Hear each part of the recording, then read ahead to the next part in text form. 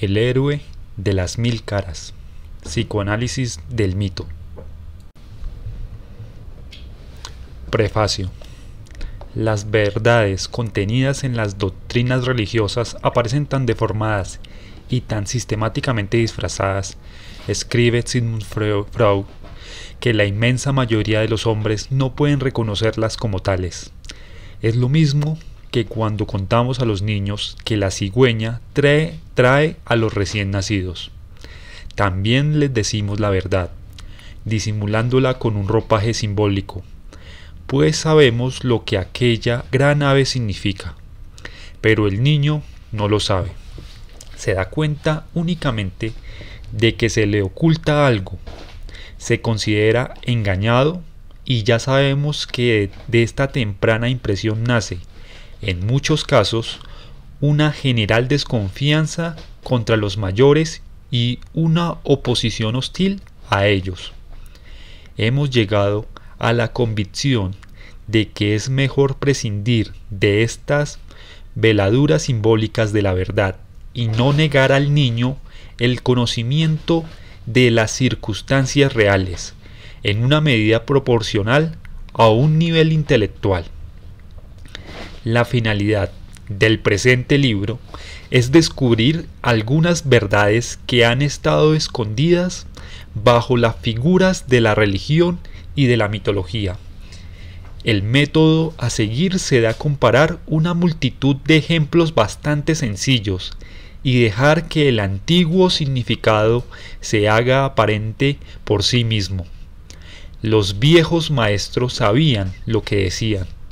En cuanto hayamos aprendido a leer su lenguaje simbólico, no requiere más talento que el de un recopilador el dejar que se escuche su enseñanza.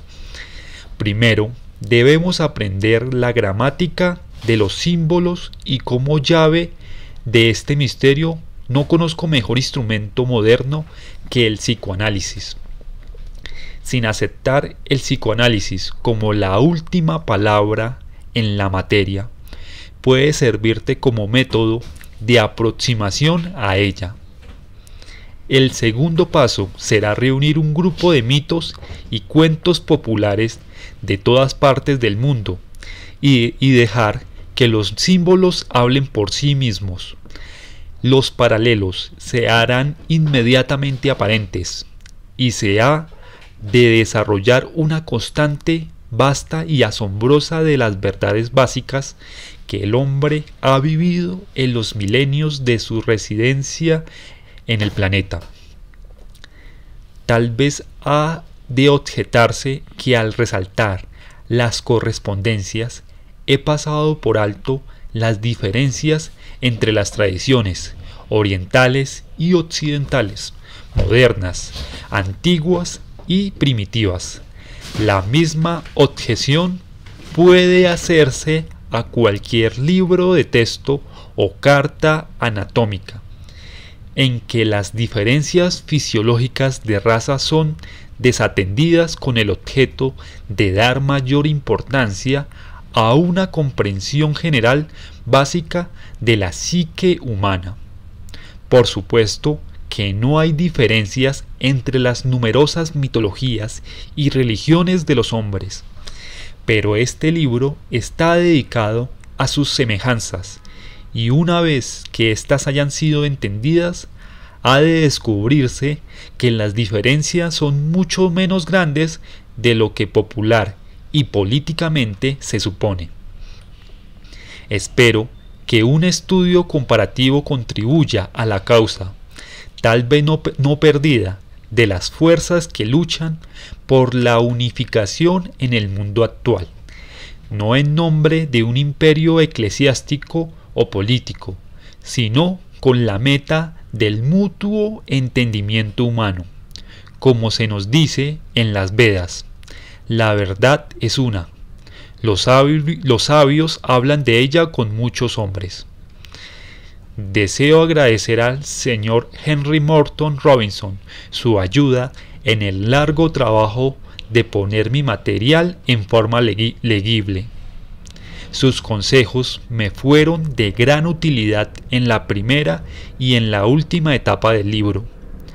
Lo mismo a las señoras Peter Greiger, Margaret Wins y Helen Master, quienes leyeron mi manuscrito muchas veces y me ofrecieron valiosas sugestiones, y a mi esposa, que trabajó conmigo de principio al fin, escuchando, leyendo y revisando.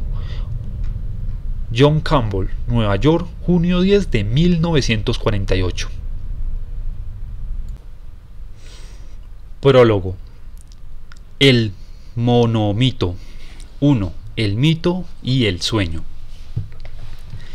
Sea que escuchemos con divertida indiferencia el sortilegio fantástico de un médico brujo de ojos enrojecidos del Congo, o que leamos con refinado embeleso las pálidas traducciones de las estrofas del místico Lao Tse, o que tratemos de romper una y otra vez la dura cáscara de un argumento de Santo Tomás, o que captemos repentinamente el brillante significado de un extraño cuento de hadas esquimal, encontraremos siempre la misma historia de forma variable y sin embargo maravillosamente constante, junto con una incitante y persistente sugestión de que nos queda por experimentar algo más que lo que podrá ser nunca sabido o contado.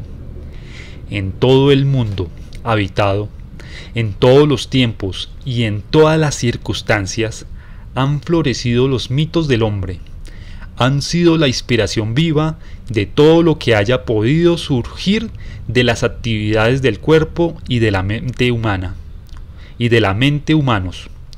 No sería exagerado decir que el mito es la entrada secreta por la cual las inagotables energías del cosmos se vierten sobre las manifestaciones culturales humanas.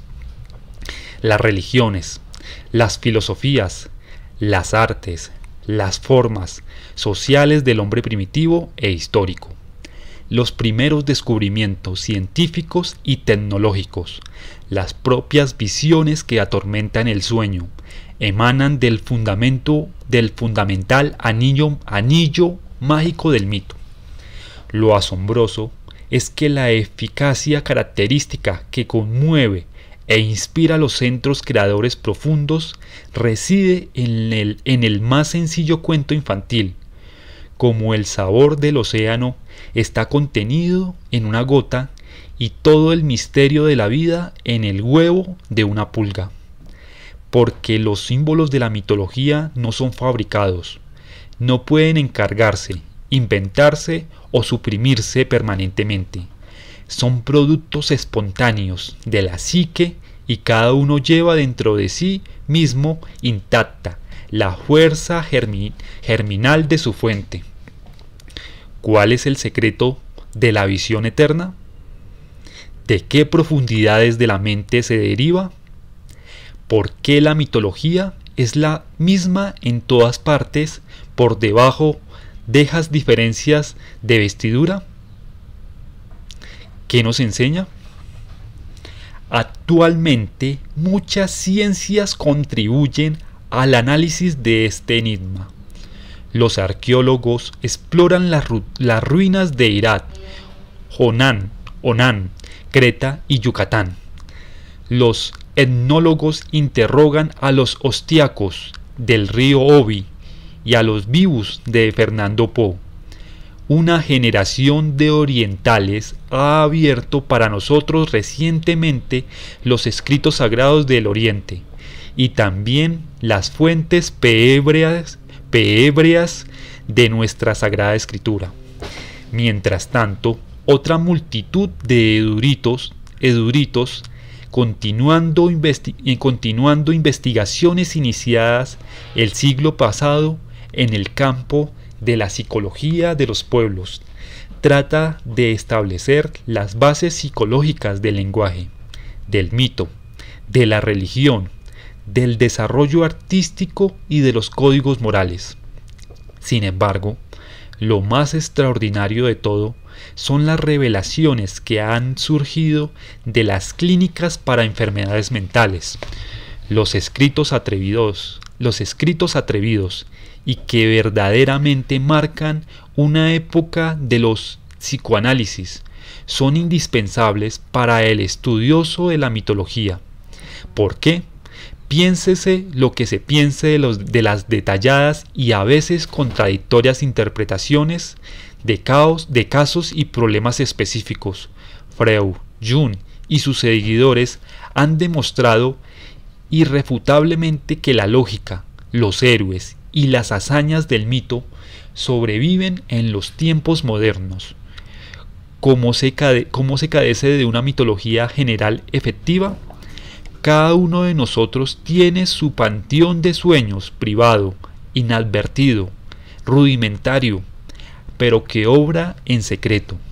La última encarnación de Edipo, el continuado idilio de la Bella y la Bestia. Estaban esta tarde en la esquina de la calle 42 con la Quinta Avenida, esperando que cambiaran las luces del tránsito. Soñé.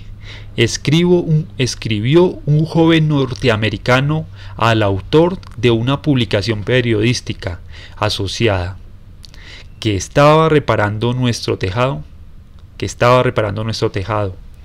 De pronto oí la voz de mi padre que me llamaba desde abajo.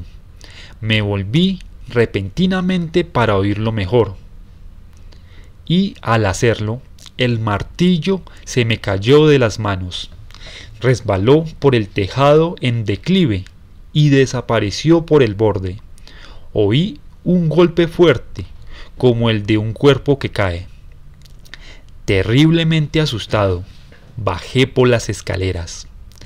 En el suelo estaba mi padre muerto, con la cabeza ensangrentada. Desesperado, sollozante, empecé a llamar a mi madre. Ella salió de la casa y me abrazó. No te preocupes, hijo. Fue un accidente. Tú cuidarás de mí ahora que él no existe. Cuando me besaba, desperté. Soy el hijo mayor de nuestra familia y tengo 23 años. He estado separado de mi esposa desde hace un año. No pudimos vivir juntos. Quiero mucho a mis padres y nunca he tenido dificultades con mi padre. Pero él insiste en que vuelva a vivir con mi esposa y yo no podría ser feliz con ella, y nunca lo seré. Este marido fracasado revela, con una inocencia verdaderamente maravillosa, que en vez de empujar sus energías espirituales hacia el amor y hacia los problemas de su matrimonio, se ha quedado inactivo en los secretos rincones de su imaginación, con la ahora ridículamente anacrónica situación dramática de su primera y única complicación emocional, la del triángulo tragicómico de la primera infancia, el hijo contra el padre por el amor de la madre, al parecer la más permanente de las disposiciones de la mente humana. Es la que se deriva de que, de todos los animales, somos los que nos alimentamos durante más tiempo del pecho materno. Los seres humanos nacen demasiado pronto, están incapacitados para enfrentarse con el mundo. En consecuencia, su única defensa frente a un universo de peligros es la madre, bajo cuya protección se prolonga el periodo intrauterino. De aquí que el niño dependiente y su madre contribuyan meses después de la catástrofe del parto una unidad dual, no solo física, sino también psicológicamente. Cualquier ausencia prolongada de la madre causa tensión en el niño e impulsos agresivos correspondientes. También cuando la madre se ve obligada a oponerse al niño, provoca respuestas agresivas. De esta manera, el primer objeto de la hostilidad del niño es idéntico al primer objeto de su amor, y su primer ideal, que a partir de entonces permanece como la base inconsistente de todas las imágenes de felicidad, belleza y perfección, es el de la unidad dual de la Virgen y el niño. El infortunado padre es la primera introducción radical de otro orden de realidad en la beatitud de esta restablecimiento terreno de la excelencia de la situación dentro del vientre. La primera impresión que se tiene de él, por lo tanto, es de enemigo. A él se transfiere la carga de agresión que estaba originalmente ligada a la madre mala o ausente, mientras que el deseo ligado de la madre buena, presente, nutricia y protectora lo conserva normalmente ella misma.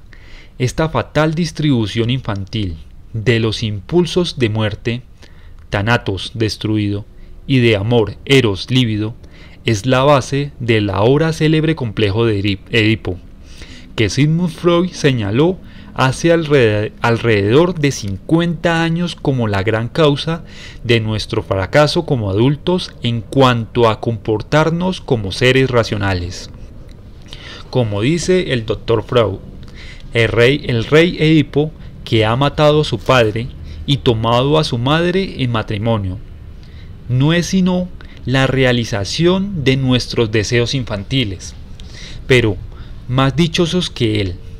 Nos ha sido posible, en épocas posteriores a la infancia, y en tanto en cuanto nos hemos contraído una psiconeurosis, desviar de nuestra madre nuestros impulsos sexuales y olvidar los celos que el padre nos inspiró. Y añade, todas las perturbaciones morbosas de la vida sexual pueden considerarse justificadamente como inhibiciones del desarrollo. Y no te asustes, lo de las bodas de tu madre, de otros, lo mismo cuenta, sí, también, en sueños. Quien de esas vaciedades más se ríe, mejor la entiende y pasa más tranquilo. La lamentable perplejidad de la esposa de un hombre, cuyos sentimientos, en vez de madurar, permanecieron encerrados en el amor de la primera infancia, puede juzgarse por el aparente absurdo de otro sueño moderno. Y es aquí donde comenzamos a sentir que entramos al reino del antiguo mito, pero con un giro curioso. Soñé, escribió una mujer preocupada, que un caballo blanco me seguía por donde iba. Yo le tenía miedo y trataba de aparentarlo. Me volví para ver si todavía me seguía y pareció haberse convertido en un hombre. Le dije que entrara a una peluquería para que le cortara la melena y él lo hizo. Cuando salió se veía como un hombre, pero tenía cascos y cara de caballo y me seguía por donde yo iba. Se me acercó más y yo desperté.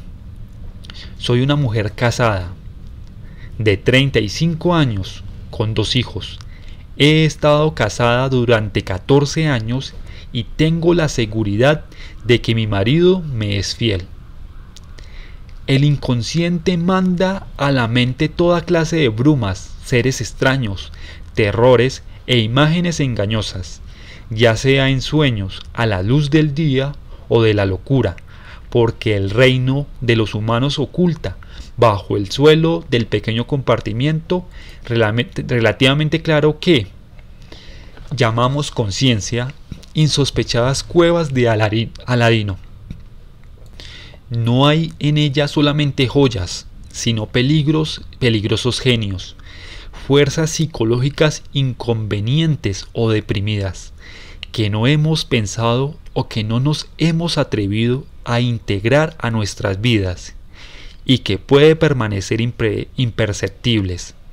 Pero por otra parte, una palabra casual, el olor de un paisaje, el sabor de una taza de té o la mirada de un ojo pueden tocar un resorte mágico y entonces empiezan a aparecer en la conciencia mensajeros peligrosos. Son peligrosos porque amenazan la estructura de seguridad que hemos construido para nosotros y nuestras familias. Pero también son diabólicamente fascinantes, porque llevan las llaves que abren el reino entero de la aventura deseada y temida del descubrimiento del yo, la destrucción del mundo que nos hemos construido y en el que vivimos, y de nosotros con él. Pero después, una maravillosa reconstrucción de la vida humana, más limpia, más atrevida, más espaciosa y plena. Esa es la tentación, la promesa y el terror de esos perturbadores visitantes nocturnos del reino mitológico que llevamos adentro. El psicoanálisis, la ciencia moderna que lee los sueños, nos ha enseñado a atender a estas imágenes insustanciales. También ha encontrado la manera de permitirles realizar su obra, o sea, dejar que las peligrosas crisis del desarrollo del yo pasen bajo el ojo protector de un iniciado en la ciencia y en el lenguaje de los sueños, quien representa el papel y el personaje del mistagogo o guía de almas, el médico de los primitivos santuarios selváticos dedicados a la prueba y la iniciación. El médico es el maestro moderno del reino mitológico, el conocedor de todos los secretos caminos y de las palabras que invocan a las potencias. Su papel es precisamente el del sabio viejo de los mitos y de los cuentos de hadas, cuyas palabras servían de clave para el héroe a través de los enigmas y terrores de la aventura sobrenatural. Él es quien aparece y señala la brillante espada mágica que ha de matar al dragón, quien habla de la novia que espera y del castillo donde están los tesoros, el que aplica el bálsamo curativo a las más mortales heridas y finalmente despide al conquistador, el regreso al mundo de la vida normal, después de la gran aventura de la noche encantada. Cuando volvemos con esta imagen en la mente a considerar los numerosos rituales extraños que se informa tuvieron lugar en las tribus primitivas y en las grandes civilizaciones del pasado, resulta claro que su finalidad y su efecto real era conducir a los pueblos a través de los difíciles umbrales de las transformaciones que demandan un cambio de normas, no sólo de la vida consciente, sino de la inconsciente.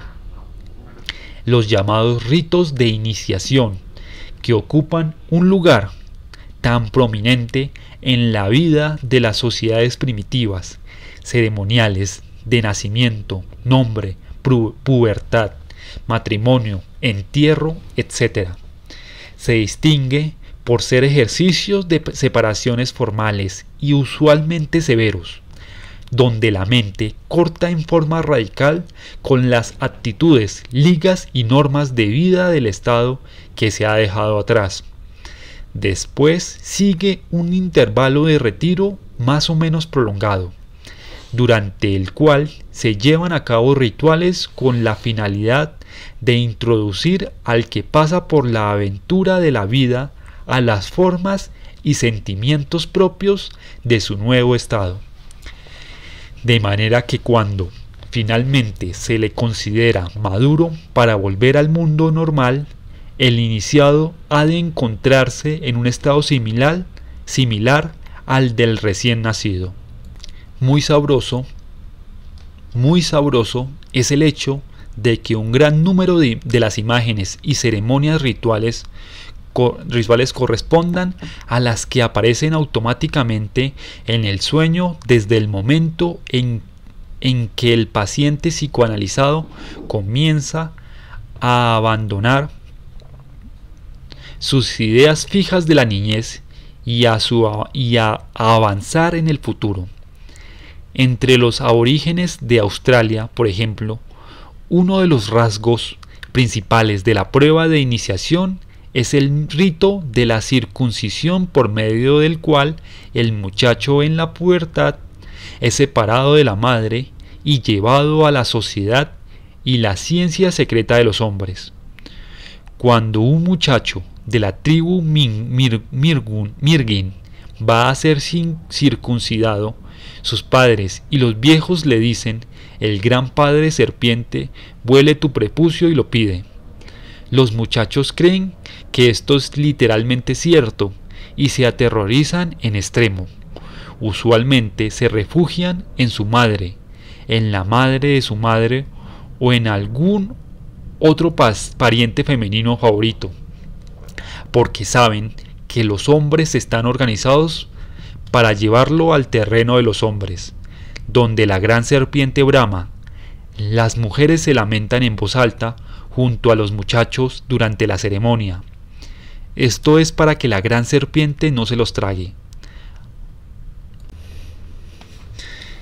Ahora observamos su contraparte desde el inconsciente. En un sueño, escribe el Dr. C.G. Jung, un paciente encontró la siguiente escena. Una serpiente saltó de una cueva húmeda y mordió al paciente en la región genital. Este sueño tuvo lugar en el instante en que el paciente se convenció de la verdad del análisis y comenzó a liberarse de las ataduras de su complejo materno. Siempre ha sido función primaria de la mitología y del rito suplir los símbolos que hacen avanzar el espíritu humano, a fin de contrarrestar aquellas otras fantasías humanas constantes que tienden a atarlo al pasado. De hecho, el porcentaje tan alto de neuróticos entre nosotros se debe a que nos negamos a recibir esa efectiva ayuda espiritual.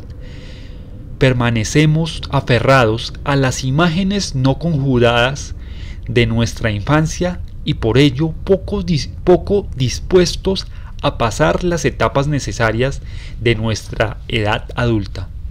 En los Estados Unidos hay inclusive un patos de énfasis invertido. La finalidad es no envejecer sino permanecer joven, no madurar lejos de la madre, sino aferrarse a ella. De manera que mientras los maridos adoran las reliquias de su infancia, siendo los abogados, los comerciantes o las mentes privilegiadas que sus padres quisieron que fueran, sus esposas, aún después de 14 años de casados y con 2 hermosos niños ya crecidos, andan en busca del amor, que pueda venir a ellas solo de los centauros, de los silenos, de los sátiros y otros incubos concupiscentes de la calaña de Pan. Ya sea como en el segundo de los sueños mencionados o como en nuestros populares templos de la diosa del amor, rociados de vainilla. En las caracterizaciones de los últimos héroes de la pantalla, el psicoanalista tiene que llegar, finalmente, a reafirmar la probada sabiduría de los viejos, las enseñanzas predictivas de los médicos danzantes, enmascarados y los médicos brujos circuncidadores, y encontramos, como en el sueño de la mordedura de serpiente, que el simbolismo eterno de la iniciación se produce espontáneamente en el momento en que el paciente se libera. Evidentemente, hay algo en estas imágenes iniciadoras tan necesarias a la psique, que si no se las suple desde afuera, a través del mito y del ritual, tendrán que anunciarse de nuevo, por medio del sueño, desde adentro. De otro modo, nuestras energías permanecerán encerradas en un cuarto de juguete banal y anacrónico, como en el fondo del mar. Sigmund Freud subraya en sus escritos los diferentes pasos y dificultades de la primera mitad del ciclo de la vida humana, los de la infancia y de la adolescencia, cuando nuestro sol se eleva hacia su cenit. Se-Jung, en cambio, enfatiza la crisis de la segunda parte, cuando para poder avanzar, la esfera brillante debe someterse a su descanso y desaparecer, al fin, en el vientre nocturno de la tumba. Los símbolos normales de nuestros deseos y temores se han convertido en sus opuestos en este crepúsculo de la biografía, porque el reto ya no viene de la vida, sino de la muerte, lo que es difícil de abandonar. Entonces, no es el vientre, sino el falo, a menos que el cansancio de la vida se haya apoderado del corazón y como anteriormente se atendió al atractivo del amor, se atienda ahora a la llamada de la muerte que promete la paz. Es un círculo completo, de la tumba del vientre al vientre de la tumba, una enigmática y ambigua incursión en un mundo de materia sólida que pronto se deshace entre nuestros dedos, como la sustancia de un sueño, y al volverse a mirar a lo que había prometido ser nuestra aventura única, peligrosa, imposible de predecir, solo encontramos que el final es una serie de metamorfosis iguales por las que han pasado hombres y mujeres en todas las partes del mundo, en todos los siglos, de todos los siglos del que se guarda memoria, y bajo todos los variados y extraños disfraces de la civilización. Se cuenta, por ejemplo, la historia del gran Minos, rey de las islas de Creta en el periodo de su supremacía comercial, que contrató al célebre arquitecto Dédalo para que inventara y construyera un laberinto con el objeto de esconder en él algo de lo cual el palacio estaba al tiempo avergonzado y temeroso, porque en la historia figura un monstruo nacido a Pasífae, la reina. Se dice que el rey Minos estaba dedicado a atender batallas importantes para proteger las rutas comerciales.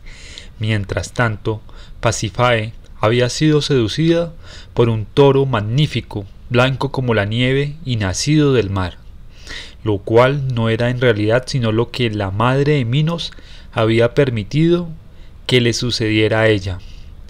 La madre de Minos era Europa, y es bien sabido que fue un toro quien la llevó a Creta.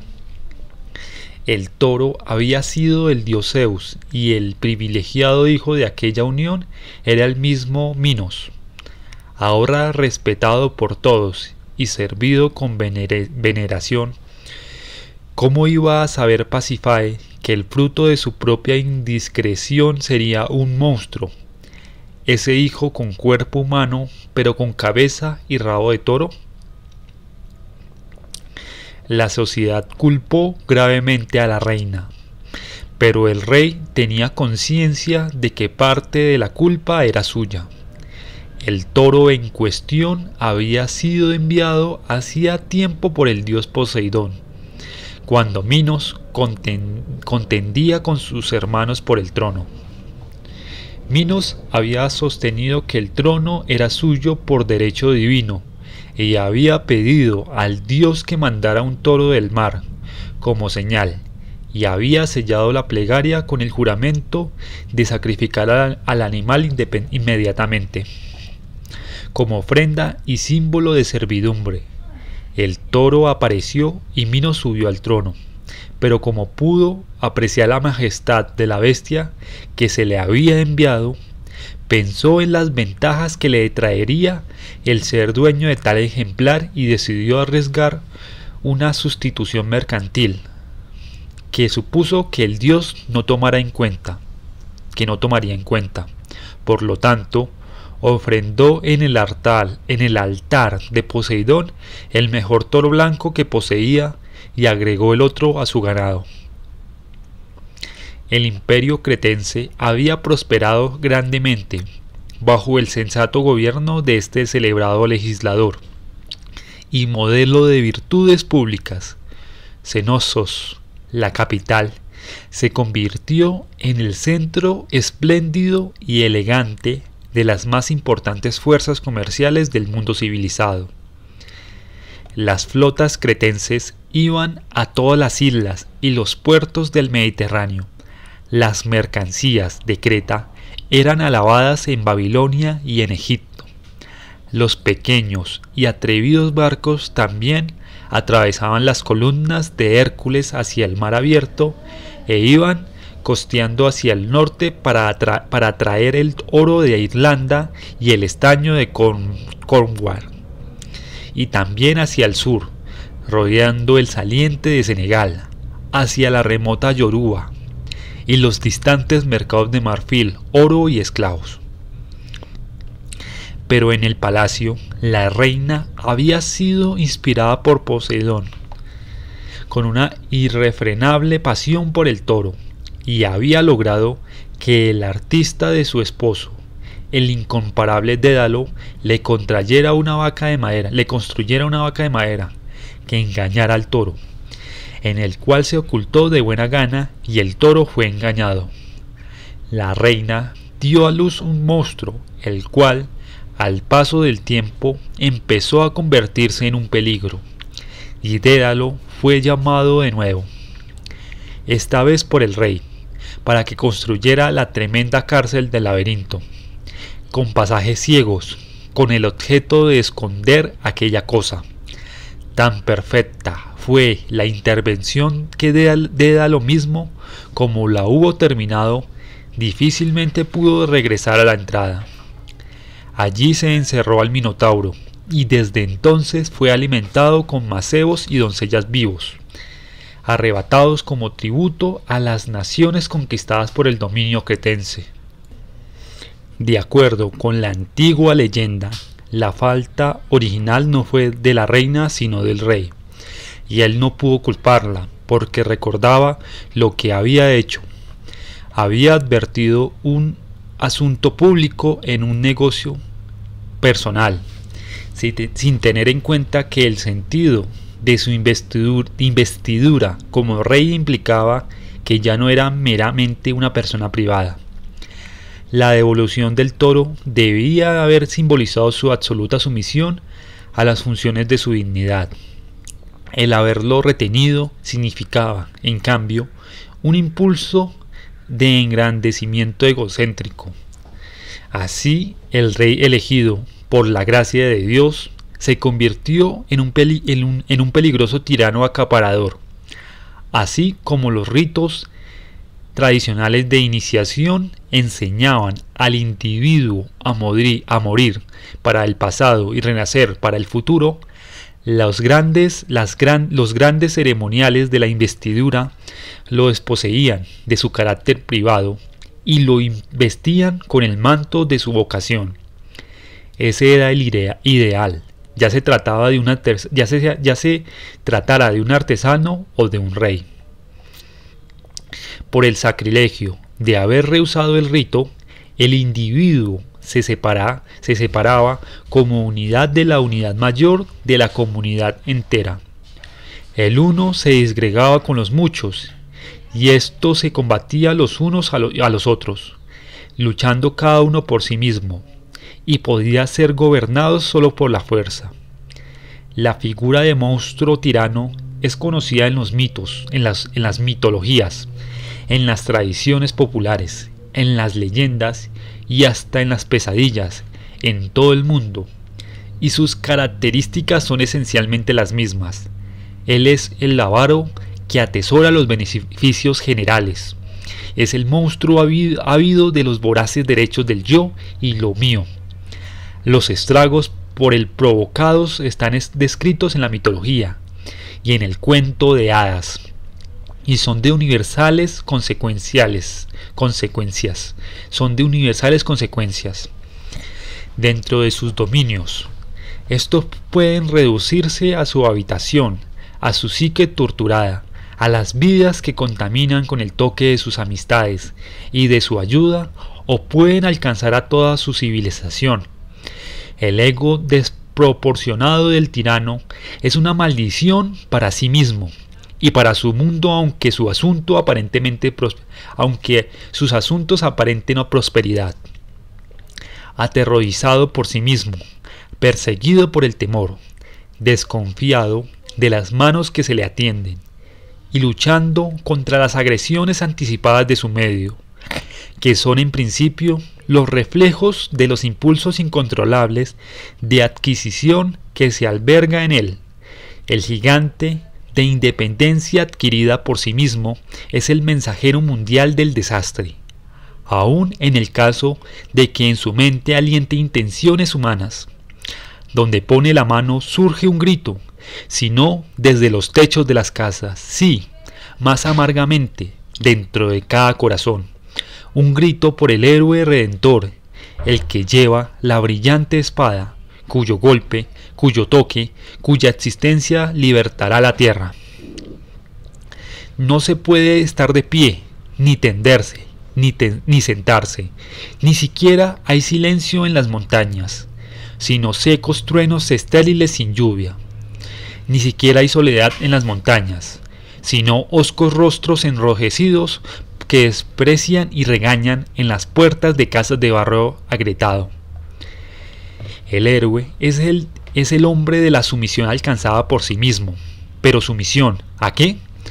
Ese es precisamente el enigma que tenemos que proponernos y que construye en todas partes la virtud primaria y la hazaña histórica que el héroe realizó.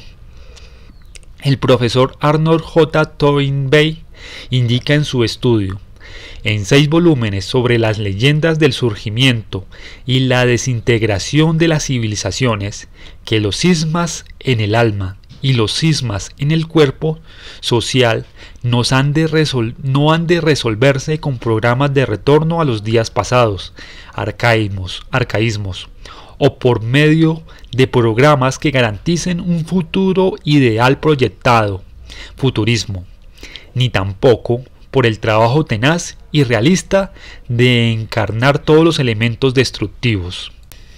Solo el nacimiento puede conquistar la muerte. El nacimiento no de algo viejo, sino de algo nuevo, dentro del alma, dentro del cuerpo social. Si nuestro destino es experimentar una larga supervivencia, debe haber una continua recurrencia del nacimiento, palingenesia, para nulificar las inevitables recurrencias de la muerte, porque por medio de nuestras victorias, si no sufrimos una regeneración, el trabajo de génesis se lleva a cabo. La perdición nace del mismo huevo que nuestra virtud. Así resulta que la paz es una trampa, la guerra es una trampa, el cambio es una trampa, la permanencia es una trampa. Cuando llegue nuestro día por la victoria de la muerte cerrará el círculo. Nada podemos hacer con excepción de ser crucificados y resucitar, ser totalmente desmembrados y luego volver a nacer. Teseo, el héroe que mató al Minotauro, vino a Creta de fuera como símbolo y brazo de la creciente civilización de los griegos. Era lo nuevo y lo vivo, pero también es posible buscar el principio de regeneración y encontrarlo dentro de los muros mismos del imperio del tirano.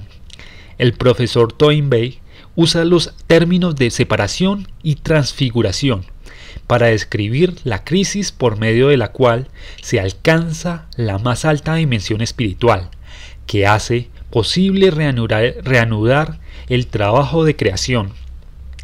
El primer paso, separación o retirada, consiste en una radical transferencia de énfasis del mundo externo al interno, del macro al microcosmos, un retirarse de las desesperaciones de la tierra perdida a la paz del reino eterno que existe en nuestro interior.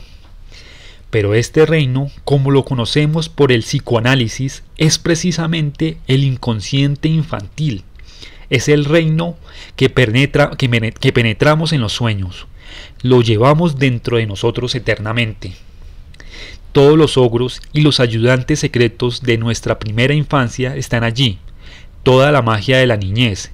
Y lo que es más importante, todas las potencialidades vitales que nunca pudimos traer a la realización de adultos. Esas otras pociones de nuestro ser están allí. Porque esas semillas de oro no mueren.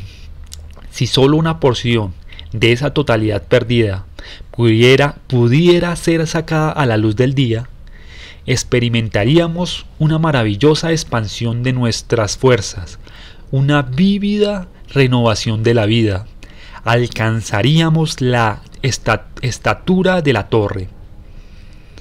Es más, si pudiéramos sacar algo olvidado, no solo por nosotros mismos, sino por toda nuestra generación o por toda nuestra civilización, traeríamos muchos dones. Nos convertiríamos en los héroes del día de la cultura, en personajes de importancia, no solo local sino histórico mundial.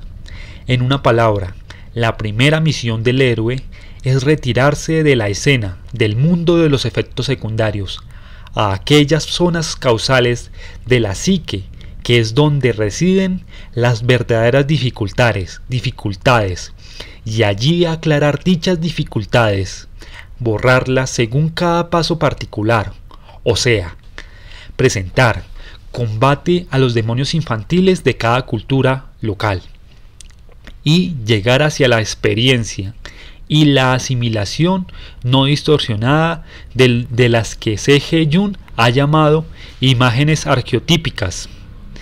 Este es el proceso conocido en la filosofía hindú y budista como viveka, discriminación. Los arqueotipos que han de ser descubiertos y asimilados son precisamente aquellos que han inspirado, a través de los anales de la cultura humana, las imágenes básicas del ritual, de la mitología y de la visión. Estos seres eternos del sueño, no deben ser confundidos con las figuras simbólicas personalmente modificadas que aparecen en las pesadillas y en la locura del individuo todavía atormentado. El sueño es el mito personalizado. El mito es el sueño despersonalizado. Tanto el mito como el sueño son simbólicos del mismo modo general que la dinámica de la psique. Pero en el sueño las formas son distorsionadas por las dificultades peculiares al que sueña, mientras que en el mito los problemas y las soluciones mostradas son directamente válidos para toda la humanidad. El héroe, por lo tanto, es el hombre o la mujer que ha sido capaz de combatir y triunfar sobre sus limitaciones históricas personales y locales, y ha alcanzado las formas humanas generales, válidas y normales. De esta manera las visiones, las ideas y las inspiraciones surgen prístinas de las fuentes primarias de la vida y del pensamiento humano. De aquí su elocuencia, no de la sociedad y de la psique presentes y en estado de desintegración, sino de la fuente inagotable a través de la cual la sociedad ha de renacer. El héroe ha muerto en cuanto a hombre moderno, pero como hombre eterno, perfecto, no específico, universal, ha vuelto a nacer. Su segunda tarea y hazaña formal ha de ser como Toynbee declara y como todas las mitologías de la humanidad indican, volver a nosotros transfigurado y enseñar las lecciones que ha aprendido sobre la renovación de la vida. Caminaba solo por los confines de una gran ciudad, por calles destruidas y enlodadas, con oscuras casitas a los lados. Escribe una mujer moderna, al describir un sueño que ha tenido. No sabía dónde estaba, pero me gustaba explorar. Escogí una calle que estaba terriblemente lodosa y conducía a lo que debe de haber sido una alcantarilla abierta.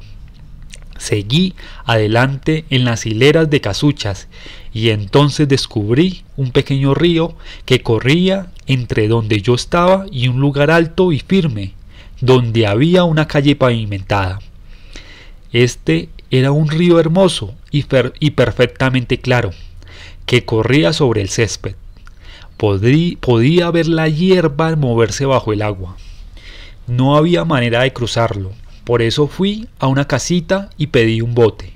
Un hombre me dijo que me ayudaría a cruzar. Sacó una cajita de madera que puso en la orilla del río y yo vi enseguida que por medio de esta caja podía brincar fácilmente al otro lado. Supe que el peligro había pasado y quise recompensar generosamente al hombre que me auxilió. Cuando pienso en este sueño, tengo la sensación de que no era necesario escoger el camino que yo tomé, sino que pude haber hecho una cómoda caminata por calles pavimentadas. Había querido ir por aquella parte destruida y lodosa porque prefería la aventura y habiendo comenzado tenía que seguir adelante. Cuando pienso con cuánta persistencia tenía que seguir adelante en el sueño, me parece que debo de haber sabido que había algo bueno al final, como aquel río lleno de hierba y la calle alta, segura y pavimentada que estaba detrás. Pensándolo en esos términos es como la determinación de nacer, o mejor dicho, de nacer de nuevo, en una especie de sentido espiritual. Tal vez alguno de nosotros tiene que atravesar caminos oscuros y desviados antes de poder encontrar el río de la paz o el camino alto al destino del alma. La persona que tuvo ese sueño es una distinguida artista de ópera, y como todos los que han elegido, no los caminos seguros y ya experimentados del día, sino la aventura de la llamada especial y apenas audible que viene a aquellos cuyos oídos están abiertos tanto hacia adentro como hacia afuera. Tuvo que hacer su camino sola, atravesar dificultades poco comunes, por calles destruidas y lodosas. Conocía la negra noche del alma, la selva oscura en medio de la jornada de nuestra vida, de Dante y las amarguras del fondo del infierno. Por mí se va a la ciudad del llanto, por mí se va al eterno dolor, por mí se va hacia la raza condenada. Lo más notorio de este sueño es que reproduce al detalle el dibujo básico de la fórmula mitológica universal en el camino del héroe. Esos motivos de hondo significado de los peligros, de los obstáculos y de la buena fortuna en el camino los encontraremos implícitos en las siguientes páginas en 100 formas diferentes. Primero, el paso sobre la alcantarilla abierta. Luego, el del río perfectamente claro, corriente sobre el césped. La aparición de una persona bien dispuesta que le ayuda en el momento crítico. Y finalmente, el suelo alto y firme detrás de la última corriente, el paraíso terrenal, la ribera del Jordán. Estos son los temas eternamente repetidos de la maravillosa canción de la elevada aventura del alma. Y todo aquel que se ha atrevido a escuchar y a seguir la llamada secreta ha conocido las acechazas del tránsito peligroso y solitario. El agudo filo de la navaja, difícil de atravesar. Un difícil camino es este, lo dicen los poetas. La autora del sueño es ayudada a pasar el agua por el don de una pequeña caja de madera, que toma el lugar dentro del sueño del esquife o del puente. Formas más usuales. Este es el símbolo de sus propios talentos y virtudes especiales, los cuales la han llevado a través de las aguas del mundo. Esta persona no nos ha dado ninguna lista de sus asociaciones, de manera que no sabemos qué contenido especial hubiera podido revelar la caja, pero ciertamente corresponde a una variedad de la caja de Pandora, ese divino don de los dioses a la mujer hermosa, lleno con la semilla de todos los problemas y de las bendiciones de la existencia, pero también previsto de la virtud sustentante, la esperanza.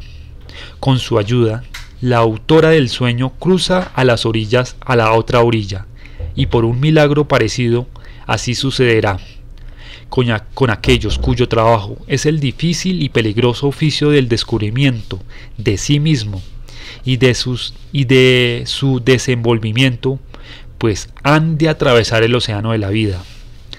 Una multitud de hombres y mujeres escogen el camino menos aventurado de las rutinas cívicas y tribales relativamente inconsistentes.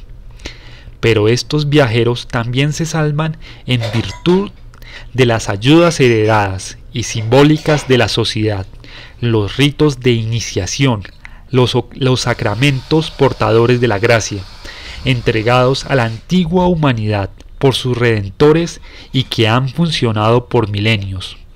Solo aquellos que no conocen la llamada interior ni la doctrina externa se hallan en trances verdaderamente desesperados. Es decir, casi todos nosotros en el momento actual, en que nos perdemos en este laberinto de adentro y de afuera del corazón. ¿Dónde está la guía? Esa gracia virgen, Adiana, que para entregarnos la sencilla clave que nos dará valor para encarar al Minotauro y los medios para volver a la libertad cuando el monstruo haya sido encontrado y muerto. Ariana, la hija del rey Minos, se enamoró del hermoso Teseo cuando lo vio desembarcar del bote que había traído al lastimoso grupo de mancebos y doncellas atenienses para el Minotauro. Encontró la manera de hablar con él y le dijo que le daría los medios de salir del laberinto si le prometía llevársela de Creta y hacerla su esposa. Él lo prometió así. Ariana pidió ayuda al hábil de Dalo, por cuyo arte el laberinto había sido construido, y había sido posible a la madre de Ariana dar a luz su habitante. Dédalo le dio sencillamente un ovillo de hilo de lino, el cual debería ser amarrado a la entrada por el héroe extranjero y desenrollado conforme avanzara. Es poco, en realidad, lo que necesitamos, pero sin ello, la aventura dentro del laberinto es desesperada. Esta ayuda está al alcance de la mano, y es muy curioso que el mismo científico que al servicio del rey culpable había sido el cerebro que concibió el horror del laberinto, con la misma facilidad pudo servir para alcanzar la meta de la libertad.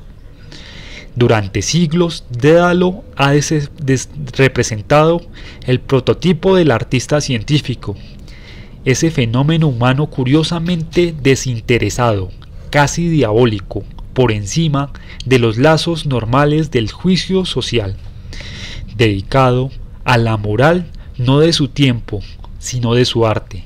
Él es el héroe de los caminos del pensamiento, de corazón entero, valeroso, lleno de fe en que la verdad, cuando él la encuentre, ha de darnos la libertad. Ahora debemos volvernos a él, como hizo Ariana. La fibra de su hilo de lino la ha tomado de los campos de la imaginación humana. Siglos de agricultura, décadas de selección diligente, trabajo de numerosas manos y de numerosos corazones, han entrado en la labor de cortar, seleccionar e hilar este cordel apretadamente torcido, Y lo que es más, si ni siquiera tenemos que arriesgarnos solos a la aventura, porque los héroes de todos los tiempos se nos han adelantado. El laberinto se conoce meticulosamente. Solo tenemos que seguir el hilo del camino del héroe. Y donde habíamos pensado encontrar algo abominable, encontraremos un dios. Y donde habíamos pensado matar a otro, nos mataremos nosotros mismos. Y donde habíamos pensado que salíamos, llegaremos al centro de nuestra propia existencia. Y donde habíamos pensado que estaríamos solos, estaremos con el mundo.